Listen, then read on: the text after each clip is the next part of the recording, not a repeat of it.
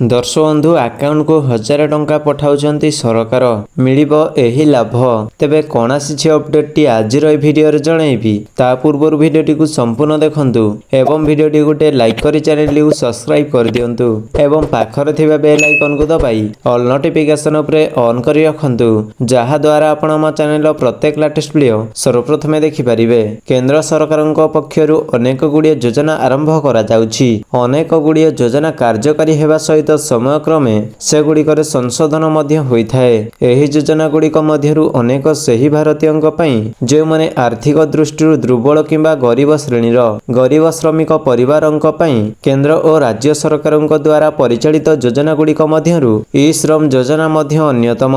एही योजना अधीन रे ई श्रम कार्ड बाहर करिबा निहाती आवश्यक जहा द्वारा कि आर्थिक दृष्टि दुर्बल श्रेणीर लोके अनेक लाभ पाई परिबे। एहा अधीन रे प्रति मास रे हिताधिकारी बैंक अकाउंट रे 500 रु 1000 टंका आसे। एहा व्यतीत ई श्रम कार्ड मूल उद्देश्य हेउछि लोकंकु रोजगार जोगाइबा। अनेक श्रमिक ई श्रम पोर्टल माध्यम रे लाभ पाई परिबे।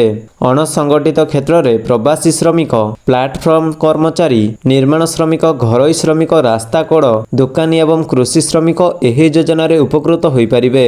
ई श्रम कार्ड रो लाभ श्रमिक माने 2 लाख टंका पर्यंत दुर्घटनाग्रस्त बीमा पाई परिबे। गर्भवती महिला मानकर भरण पोषण सहायता दुर्घटना रे अक्षम हेले 1 लाख टंकार आर्थिक सहायता भारतर समस्त श्रम योजनार प्रत्यक्ष लाभ प्रति मास रे बैंक अकाउंट को 500 रु 1000 टंकार पेंशन स्वास्थ्य चिकित्सा पई आर्थिक सहायता जुगाई दिया जिवो।